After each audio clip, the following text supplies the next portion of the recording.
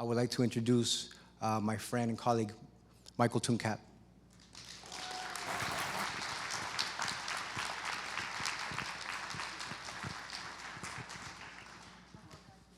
Yesterday, I checked into the hotel, excited to be your keynote. And I told them, hi, how are you?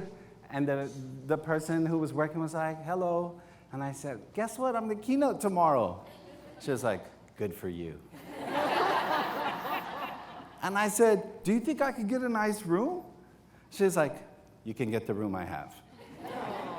And she's like, I was like, thank you, I'm still happy to be here.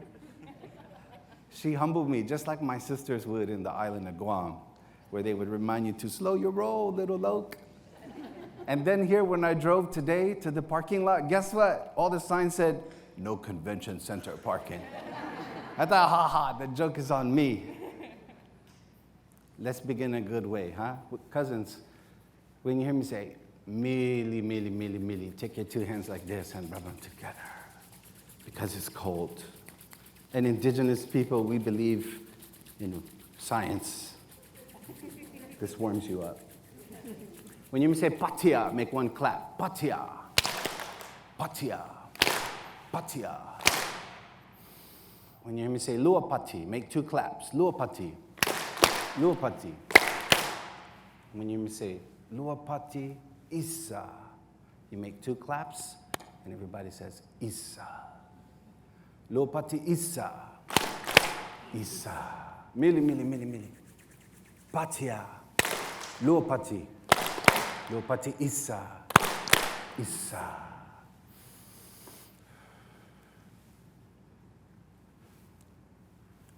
E lupo wilele, lupo lupo rewe. E saboring maruera waralewe. E re timorung maruio maresalo. Si bueleyu. Ta si bueleyu. E lupo ilele, lupo lupo rewe. E saboring maruera waralewe. E re timorung maruio maresalo. Si bueleyu, ta si bueleyu. E lupo wilele, lupo lupo rewe. E saboring maruera waralewe. E re timorung maruio maresalo. Si bueleyu, ta si bueleyu.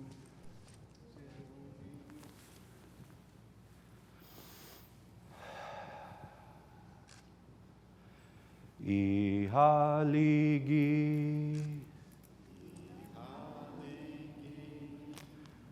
Gininen, Nanina now. Go ahead and close your eyes. Take a deep breath. And I want you to say your full name, your first, middle, and last. Go ahead, say it out loud. Take another deep breath. And this time as you exhale, I want you to say the name of the place you were born. Anigua, Guam. And cousins, as we do our land acknowledgement, the last thing I want you to reflect on, take a deep breath. And as you exhale, say the name of any family members who came before you. Any ancestors, family members who came before you. Go ahead and say their names. David, Therese, Tuncap. Go ahead and open your eyes, cousins. And whoever's sitting next to you, just take a minute to tell them that. What's that beautiful full name you were given? Anyone here have two middle names? Hey, you're the winner, okay? Share your name. Where are you from? And who are those who came before you? Go ahead and share that now.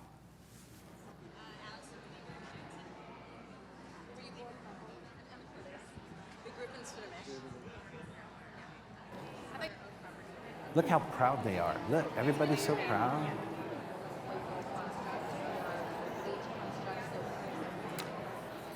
Okay.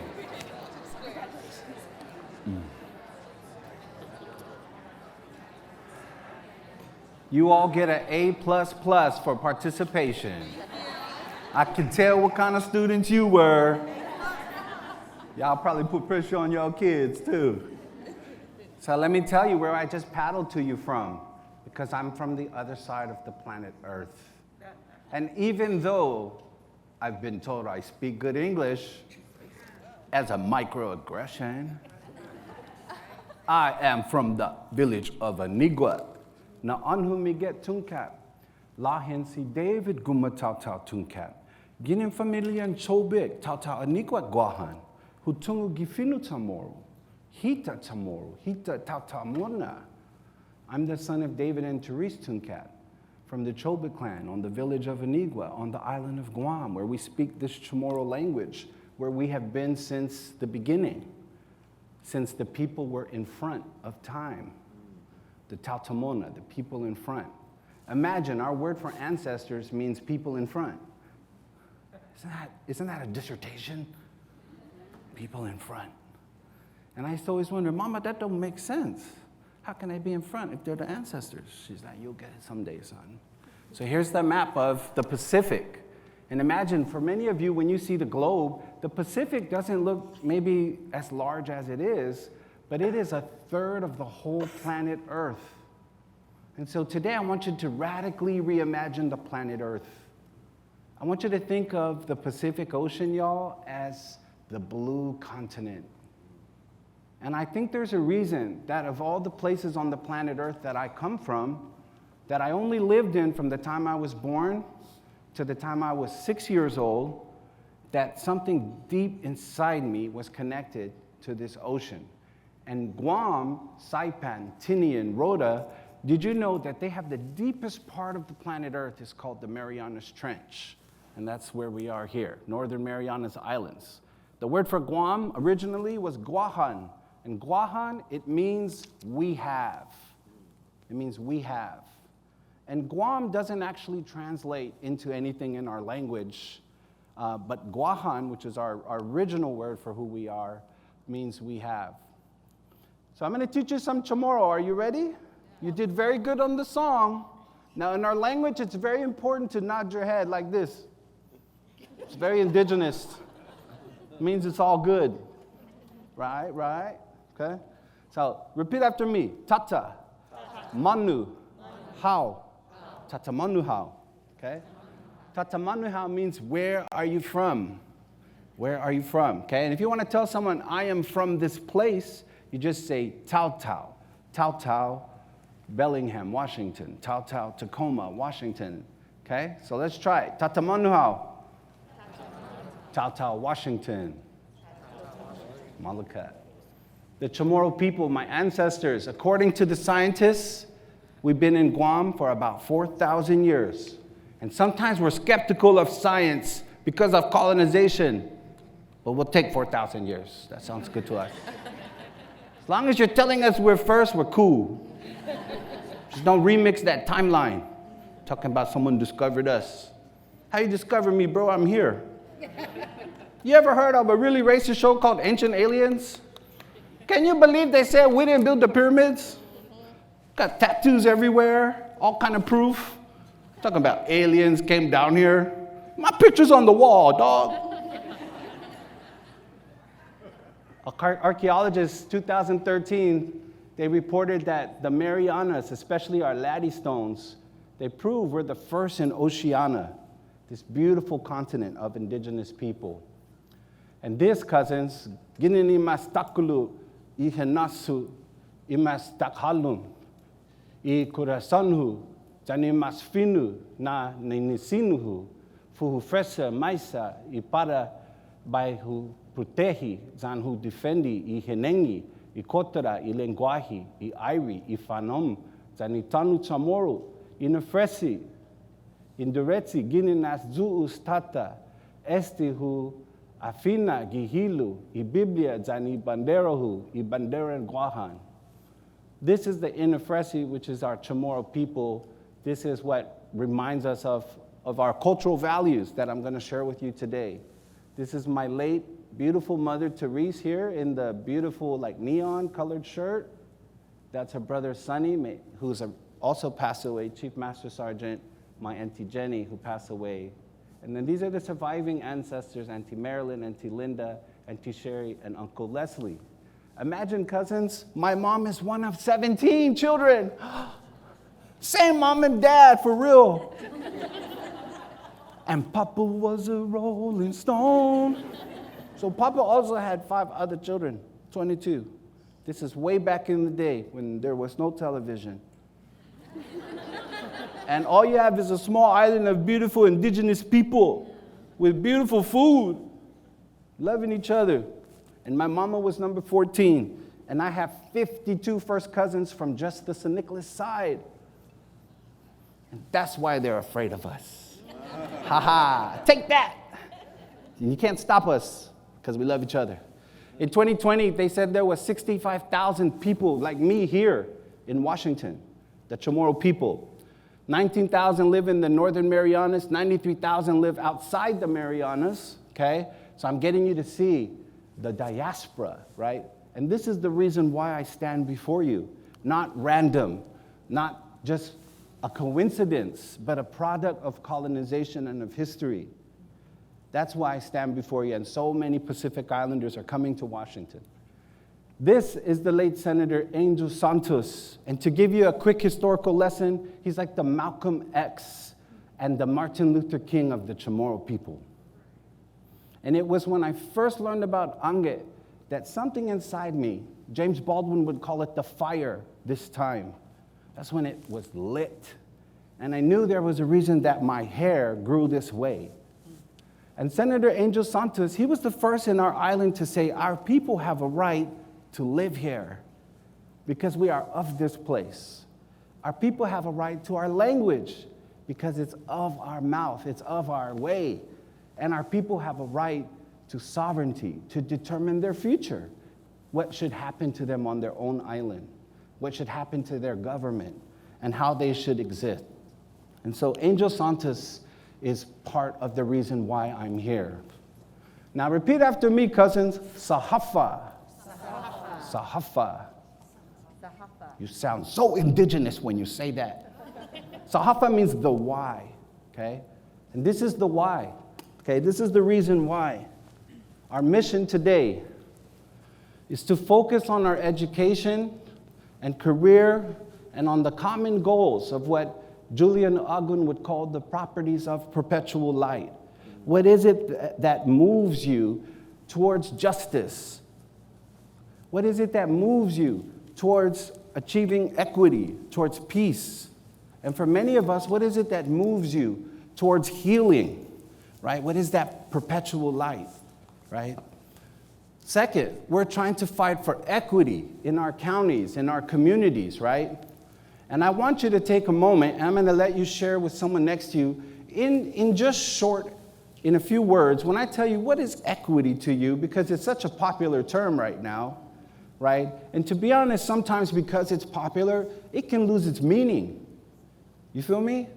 So just on a real grassroots, down-to-earth level, what does equity mean to you when I ask you that? Take 1 minute, please, to share that with someone or 2 people next to you. What does equity mean to you? Ready, set, go. Okay.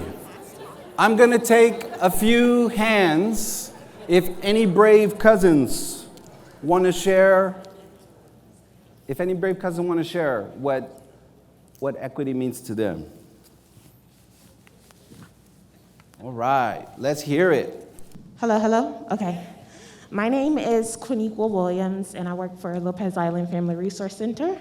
To me, equity is providing the resources that each individual needs to help them reach their full potential. And so I'm sure a lot of people have seen the box analogy, but that's usually for equality. Mm-hmm. Equity means, so if you have a baby, you have a middle schooler, and you have an adult, the height of those boxes will be different because each person will need a different height box for everybody to reach the same playing field. And so what I might need to help me reach my full potential might be different than what my director needs or my colleague needs. Yeah. And so when we look at that in terms of like a work environment, I may not have Excel training and I may need that, whereas Barbara doesn't need Excel training. So what does it benefit Barbara to get more Excel training? Yeah. And so for me, that's, just making sure people have what they need to be successful is what equity means. Excellent. Wow. Give it up. And that's why, y'all, we don't all need to be at this meeting. Can you dig it? Can I get a hey? If you ever been at a meeting you got no business being at, right? And then they ask you what you think, right? And then you have to be like, it's fine. Thanks for having me here. Okay. Anyone else, real quickly, want to share what equity means to them? This is our prior learning experience, PLE, prior learning experience. Isn't that beautiful? Everybody has it. We all bring it. Okay. Oh. It's all right. Oh, we got another one. There it is. Thank you. I got a team, people. It's also my security, so watch out. It's okay. I didn't mind getting that intimate with you. So just to add an addition to that, one of the things we talked about was it's not just the access, it's that intentional assessment of what are the barriers preventing all of us from thriving. And Yes. I think that's kind of the missing piece because we're so forward thinking, here are the boxes. But we don't really sit enough in why do we need the different boxes in the first place? And a lot of it lies in the systemic issues, and that gets really hard. So I think we can't talk about equity, get to that next level, without looking back. Just like you said, the ancestors were Yes. first forward. So yeah, that's what we kind of came up with. Tell us your name again. My name is Aura, she, her pronouns. I am the DEIB manager for Center for Human Services, and I love these people because they all helped come up with it, so. Yay, give it up. And I know what y'all are thinking, and we probably are related. I know, 23andMe, we could be 15 back, okay? All right, well, thank you for those two wonderful examples, okay? We're gonna jump in, okay, to a little bit of an activity. Now, I want you to do me a favor. We're going to use your notebook, that you have here. Now, raise your hand if you think human beings were smart enough that we could achieve time travel. Raise your hand. Is it possible? All right. Hey, 1, 2, 3, 4, 5, 6, 7, 8, 9. Don't let them judge you. 10, 11, 12. See, 14, 15, 16, 17, 18, 19. See what your judgment does to your colleagues? They believe in time travel. Let them believe in it. Okay, now let me ask you a second question, y'all. How many of you have ever felt deja vu, the feeling of deja vu? Raise your hand high. Look around you, time travelers. Ha, ha, ha, ha, ha. They said, my English is good. Ha, ha. Okay, so you have felt it. I have for real felt it before. Sometimes in good ways, ooh, I think this is going to be a good night. And other times, not good, okay? So I want you to get in the time machine, cousins. And on your paper, por favor, 2033. Write down 2033. Imagine the year's 2033. And if we could control and things go well in the next 10 years, and I told you could live anywhere you like. Maybe it's in your current home and you build it up. But maybe you thought of moving somewhere when you retire, or maybe you just thought of living in another place. Okay, we're just gonna play a game. Go ahead and write that place you think you might like to live in 2033, 10 years from now. I think in the next 10 years it would be beautiful if somehow I could be back in Guam, where I once belonged. I'm 43 and I would be 53. I think that would be amazing if I can convince my sons to move. But I can't live without them because I have separation issues. So I need them, but I hope they'll come. So where would you live? Okay, so write that down. Now, the year is 2033. Now, what if I told you you could get a raise or a second income? Now, if you're sitting by your boss, bosses, chill out. This is a game. Do not put this on the performance evaluation for goals. Please, bosses, turn that boss brain off. Oh my goodness. Okay, this is just a game. Okay, so right, 2033, what is maybe a job, position, or like I said, maybe you have a second income and you have a second way you bring in money, but dream, what would that be? I used to work full-time in education as a director of diversity, director of TRIO. I was faculty, and then I used to be a consultant on the side, which was like my dream. It's like, oh, I would love to do this part-time. Now I'm doing it full-time, so be careful what you write. It might come true. Okay, that's why your boss is worried, especially if you're amazing. If you're amazing, your boss is worried right now. But boss, don't be worried, be proud, because you got an amazing superstar that you could help cultivate to their goals, okay? All right, underneath that title, position, or endeavor, this is a fun part, right? A dollar amount, salary, per year or per month that you would like to earn in 2033. And think about the cost of living, and think about the cost of gas and food and everything. It's gonna go up, yes? So write down a dollar amount. Maybe it's 100,000, 200, I don't know, 1 million. But let's keep it real and have a good dream. If I'm 53, I don't know, how about 500,000? That sounds like more than enough for me to have a tiny house for me, my sons, and then a common tiny house eating area so we don't irritate each other. Can you dig it? Yeah. Marco and I are going to build it with Indigenous solar panels. So all you people who got funding, that's what we're going to do, 2033. Underneath the dollar amount, please write if you could buy a new car or a classic car in 2033. What's a car you always wish you could buy? Write it down on the paper. I would buy a 68 Chevelle, because that's what my pops drove on the island of Guam with his tight jeans, listening to Grand Funk Railroad. Got your dream car? All right, 2 more things. Right, what kind of house you would buy, or condo, or loft, or tiny house, or piece of land. Write what you would buy with this extra income or this new income. What would you buy? A dwelling. All right. Now, the last thing to write is who you would let hang out with you in the future. Some of you might be married, and you can be honest, maybe they're not coming. Maybe your spouse is staying in the current house where they have a good attitude, and you're going to the special house to preserve good relations. Now, I hear people who are married who live across other part of the country, married 30, 40 years, very happy. Okay, so that could be you. And maybe you're like, no, my husband is coming right here with me. That's not funny. Okay, so write who you would bring. Maybe your kids, maybe your friends, maybe someone famous like The Rock, Dwayne The Rock Johnson. That's who my ex-wife is bringing to the future. She loves The Rock, okay? All right, everybody got their utopia? Yes?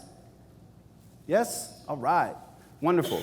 Now I want you to close your eyes for a moment and imagine that on January 18th, 2033, when you woke up from this beautiful home and you woke up to go and step into your dream car, imagine that a 10.0 earthquake, imagine that that earthquake hit your neighborhood. Okay? The earthquake hits your neighborhood. Keep your eyes closed. Imagine the devastation of what a 10.0 earthquake could do to houses, cars, telephone poles, those kinds of things that are all around the neighborhood, right, that you see.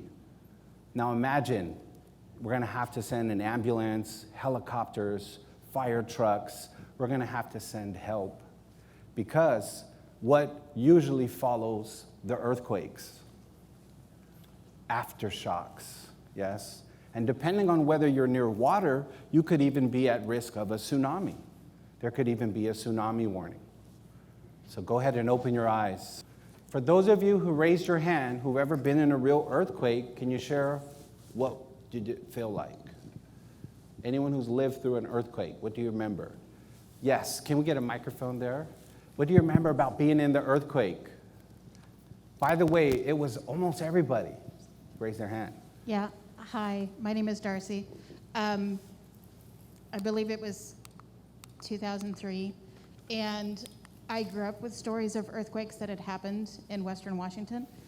And I was living in Spokane, and I felt and saw the 2003 earthquake in my basement apartment in Spokane, and I thought it was the train rolling by on an elevated track because my furniture started to sway. Yes. And I had to call people and say, does the train do that? I've lived here for 4 years. I'm not sure if I remember that the train does that. Yes. And then I heard that the Nisqually quake had happened. And it really brought it home to me what must have happened across the whole of my state, from the town where I grew up and where my family still lived, and that I felt it within 30, 45 seconds, a minute in Spokane, across the Great Mountains and across eastern Washington. So and powerful. through all this geography, it put us in the same place, having similar Yes. experiences. So Thank it you. was a really interesting experience for me. That's the earthquake I'm thinking of as well. So thank you for citing that. Now, cousins, I want you to imagine. Now look around the room, and I want you to tell your friend, I'm glad you're safe. Let him know. It's good to see you. Glad you made it. I want you to tell him we're going to be all right. We're going to be all right. Got to let him know. In the words of Kendrick, we're going to be all right. Okay? Now, because of the money you wrote on that paper, you have the resources, and so do I. We evacuate. Hey. So we're all safe, okay? Now, as we arrive to the next safe town, we get a notice from the Red Cross that says, people left behind, please send a rescue boat. Please send a rescue boat. And just like the boat you're on right here, this boat you're on that I paddled through earlier, there are a limited number of seats on your boat, okay? Now, to the left here, you'll see I described what I asked all of you to write. Your dream job, high income, great community, dream home, dream car, people you love, right? To the right, these are our neighbors who've been left back in the neighborhood. And what I need you to do in an emergency type situation, you just have 2-3 minutes to decide, okay? I want you to write on your paper these 10 people. Go ahead on your paper, write down art dealer, barista, custodian, dance teacher, ex-convict, former addict, retired NFL player, suspected gangster, Dr. Cruz Smith, and a business investor. Go ahead and write those 10 people down. Now, the important thing about the boat game, y'all, is you have to keep it real. Please keep it real. Keep it 100. Do not feel politically correct that you must choose someone over someone else. Just be honest, because the tsunami's coming and we gotta go, okay? We don't have time for all that political correctness. Just be real, okay? Now, what I want you to do is just at the first glance, after you have the 10 people, okay, I just want you to put a check next to people that you're thinking that maybe you would not choose, okay? We have 7 seats on our boat. We cannot bring all 10 because the boat will be above capacity and it'll sink. The other 3 people, by the way, they cannot swim outside the boat because of the orcas. They're all riled up. They'll be eaten by the orcas. No swimming outside the boat. And rule number 3, you democratic individuals, no random lotto out of a hat. You can't be like, I put 3 names in a hat. I'm ready, okay? No random drawing, okay? Everybody got the rules, okay? Repeat after me. Don't judge me. It's just a game. Don't report me to HR. It's just a game, okay? All right, on your mark, you ready to keep it real? Okay? If you have that one relative who will tell you things that seem rude, but really they're just being honest, be them for just 2 minutes. Okay, be that cousin. On your mark, get set. You're gonna pick 3 people, put a check mark. Okay, everybody got 3 check marks? If you have to be your alter ego, some of you are looking at me like, I am not gonna play the game, okay? That's all right, be your alter ego, okay? Put 3 check marks. Everybody have 3 check marks? For fun, okay, for pretend? Okay, and then I just want you to share with your group who are the 3 check marks that you picked, okay? And remember, don't judge them. On your mark, get set, go.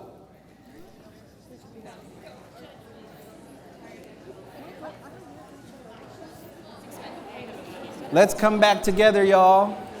I'm gonna add a few things to make this easier for you, okay? Because I know it's a tough game. And I want to thank you for being a good sport. I hope you don't feel judgmental. To help you feel less pressure, I want you to enjoy this music, okay? Because doesn't that make you feel not as bad? Okay, now on this piece of paper, I want you to do me a favor, okay?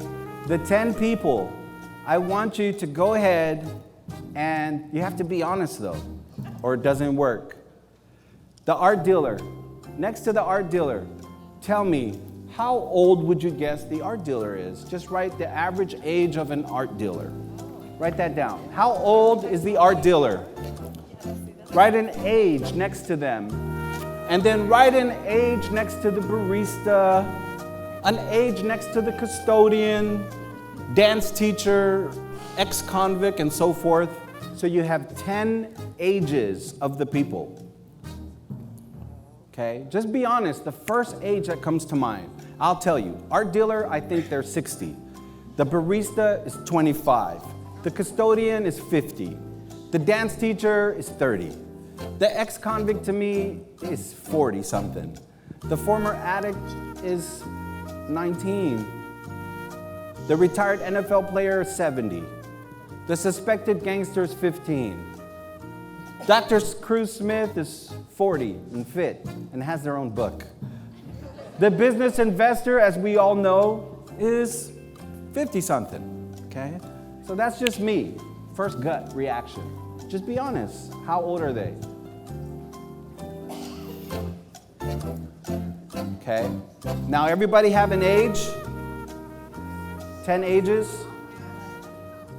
Okay, all right. I'm going to give you 1 more minute to return to the debate now that you know how old they are. And if you want to change your mind based on this new information you have, you maybe will tell your people in your village that you change your vote.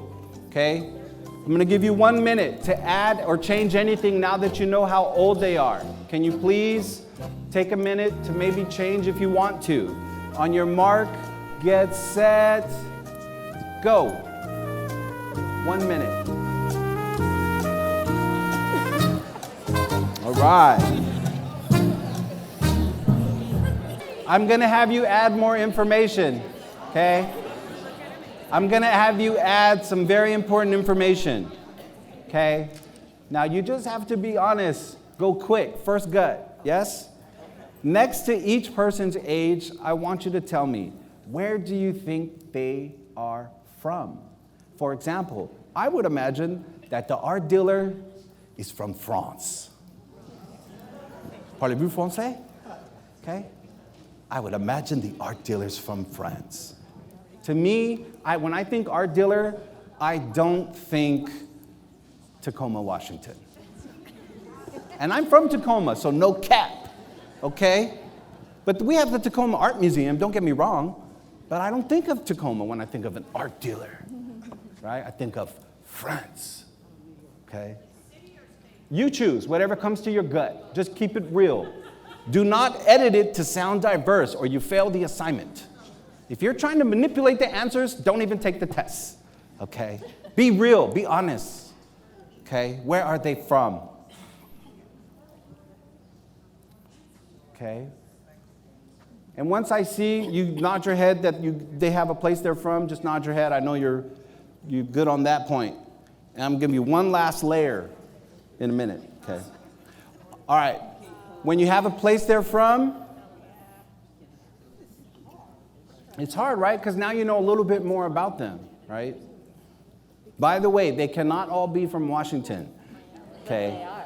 If they are, you're very cool. And maybe you've lived in a lot of Washington places, okay?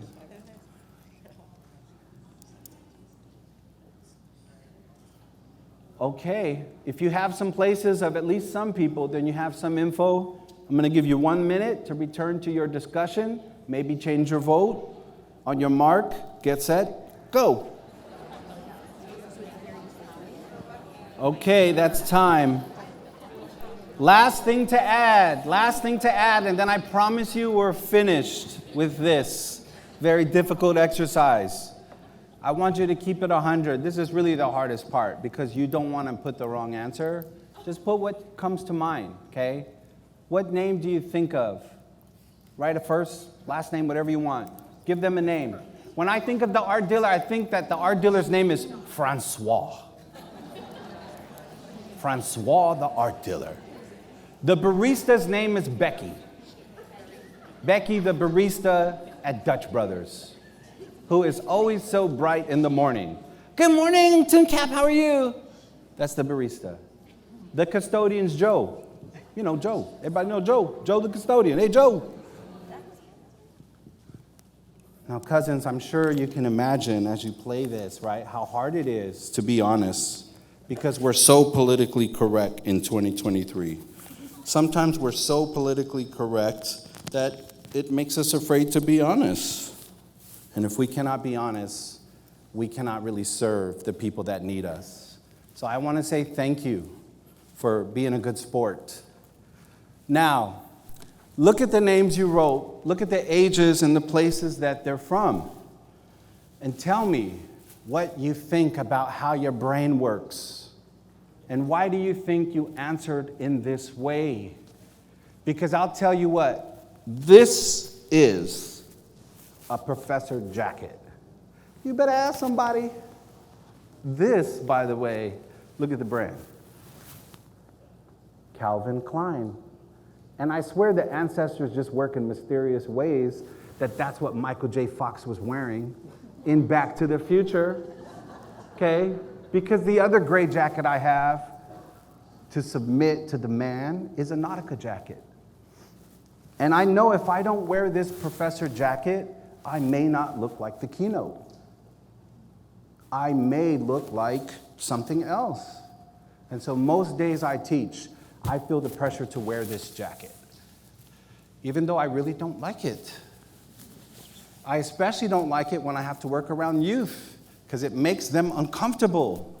Just the presence of clothes like this makes young people that are incarcerated feel uncomfortable.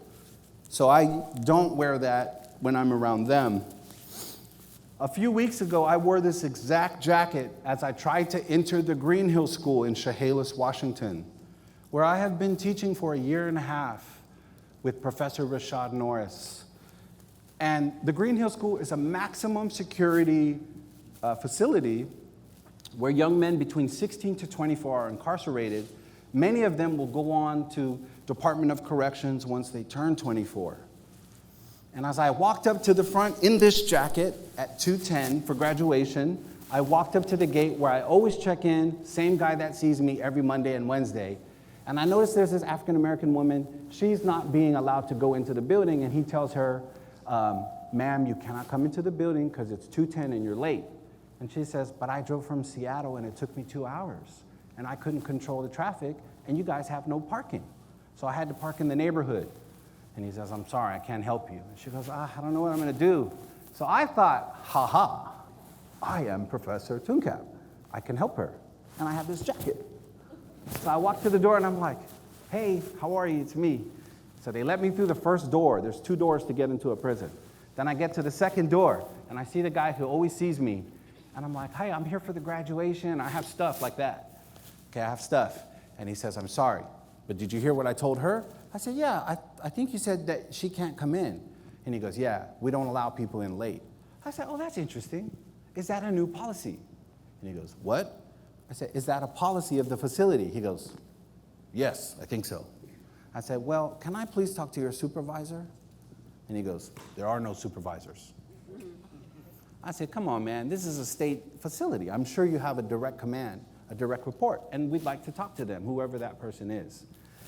And he says, okay, well, you'll have to wait out here. I said, that's fine. Could we please go to the restroom first? Because we both just drove from far away. He was like, no, you can't come in. So he wouldn't let us come into the waiting room. So we sat on the side, and I said, you know what, sister, I'm so sorry.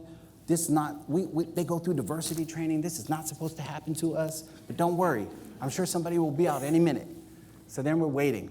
Then another guy comes out. This guy, by the way, is a very masculine, strong European-American brother. Like he could be in the Vikings TV show, okay? And I know he could beat me up, big dude. His friend comes out and he's like, hey, I understand you want to talk to a supervisor. I go, yeah, how you doing? I'm Professor Tuncap. Do you recognize me? I come on Monday and Wednesday. He wouldn't shake my hand. And then he goes, well, I'm not the supervisor. But I'm just here to tell you there's no supervisors. It's like, huh? Okay, well, we'll wait then, bro. We'll wait. He goes back inside, right? Then a very concerned white woman sees us, and it's cold. This is when it was snowing, like December 15th, roughly. This woman sees, she's like, hey, why are you guys outside? She runs up to the door. She's like, come in here. It's cold out there. I was like, oh, hey, girl, I know. I was like, thank you, sister. I was like, we was trying to come inside, but they told us we couldn't. She's like, well, that's silly. This is a lobby. I go, I know. I come here every Monday and Wednesday. So then guess what? The big brother, the big dude, he comes out and he goes, hey, I told you to go outside. You can't come in here. And he was about to put his hands on me and push us out the door, me and this African-American woman. Okay? How tall are you, brother? I think 6'5". Can you be my audience participation, please? Stand up. We're cousins, though. And I know I'm safe with you. I can feel it in your eyes. Can I give you a hug? You feel that? We related, you know what I'm saying? So this homeboy is about your size, you know what I'm saying? And then he's like putting his hands up, trying to push me out. And I have PTSD. So I say, hey, brother, please don't push me. I'll go outside, but you don't got to push me, man. You know, I'm going to walk outside. And his hands is already on me, right? Thank you, brother. I appreciate that. You got to see, though, the visual, right? Because we're scared. And this woman is shorter than I am. So now we're outside the front of the building, okay? And then I'm like, man, I'm going to tell your supervisor. And I was trying to pull like, you know, like a white woman's card where it'd be like, I'm going to write a letter and report you. And I promise I'm going to tell your supervisor. And I stood out there in this jacket waiting, okay? Then time is going by. And this woman, she's like, we're going to miss the graduation. I drove all the way up here for nothing. I'm so frustrated. I said, don't worry, we'll come in at the end and you can still give them the gift and they'll know you made it. Then after, a supervisor comes out, okay? Third Caucasian gentleman. He comes out and he says, hello, I heard you requesting the supervisor. I'm the supervisor. And I said, hi, I'm Michael Tuncap. Nice to meet you. And he won't shake my hand. I say, I have identification and I'm just here for the graduation. I'm a professor at Highline College. I teach with Rashad Norris. We've been coming every Monday and Wednesday. I was just here for the final presentation. Do you remember me on Monday? He was like, yeah, you look familiar, but you can't come in because I heard you tell my staff they're culturally insensitive.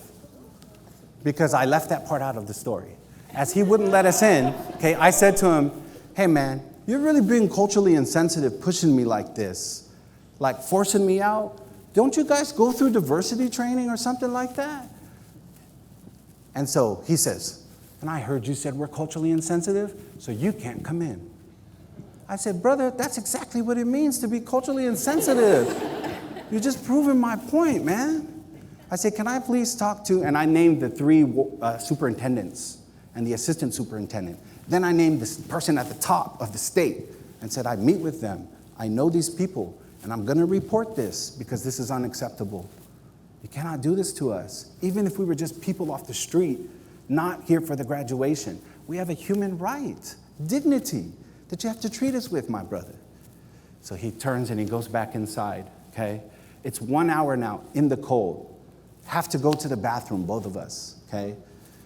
And guess who walks out now? Now the president of Centralia College and the vice president of instruction, because the graduation is over and we missed it. And they're walking out and they look at me sitting out on the bench. The supervisor, who is a person of color, she sees them because they're all coming out now. She comes to me and she says, "Hi, do I know you?" I said, "Sister, it's Michael Tuncap. We just were on the Zoom together on Thursday. You know me." And she pretended she didn't know me. And her white coworker, I said, "My sister, don't let this man make you feel the pressure that you can't be honest. You know me. I'm just here for the graduation. Look, I have the gifts for the kids, for the youth." She goes, "I'm sorry, I can't let you in because of COVID protocol." I said, "Why aren't y'all wearing a mask?" They go, "Oh, we wear it once we go inside." I said, "Man, this feels so inappropriate. I can't believe that I'm here to volunteer and that I drove all this way to pay my respect to these young brothers. And you won't even let me come in to use the restroom."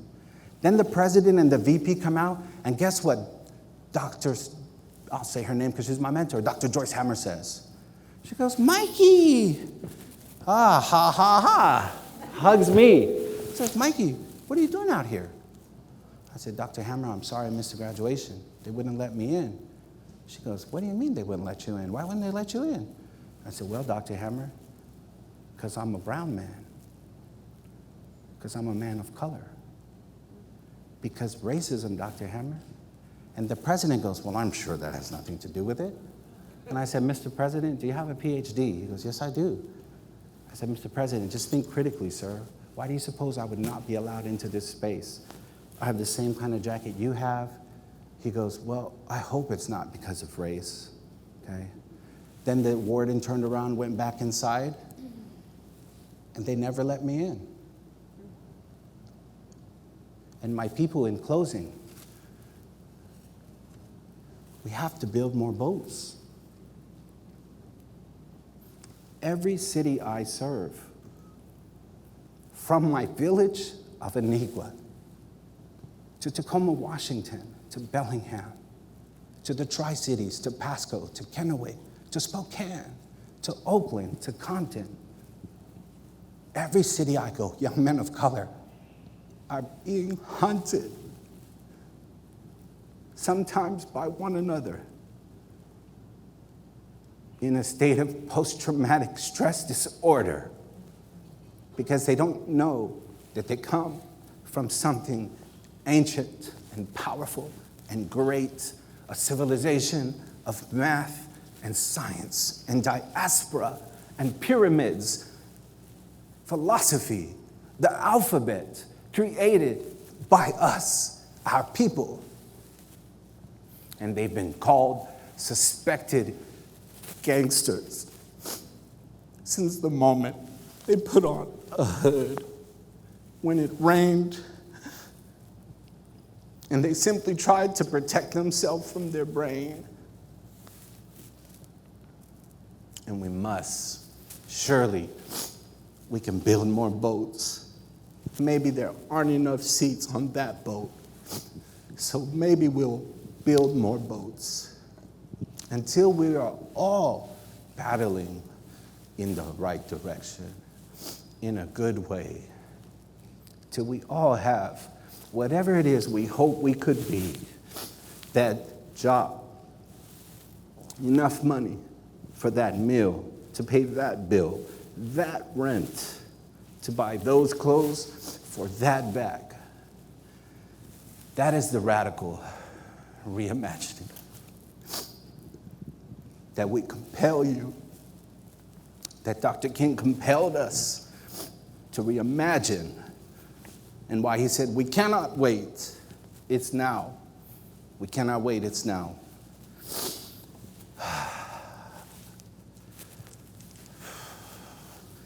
Mili.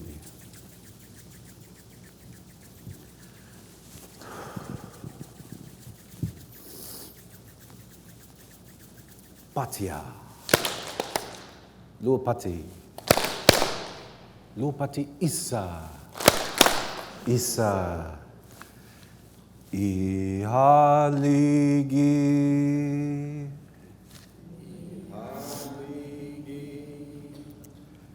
Gininen.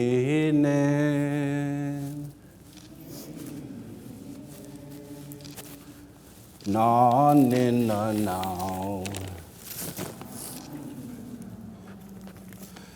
Ihaligi.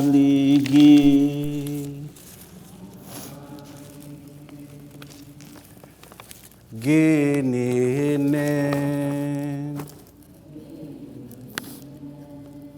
Na nina now. We want to present just a little token of our gratitude for all your love and for all that you do for all our people.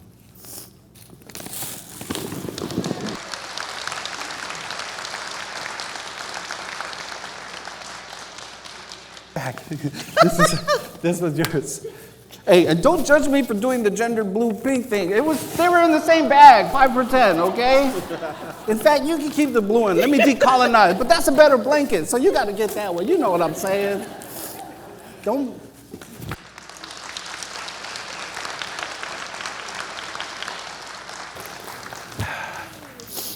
And if you feel safe, and if you're shedding a tear, go ahead and just give your friend some elbow.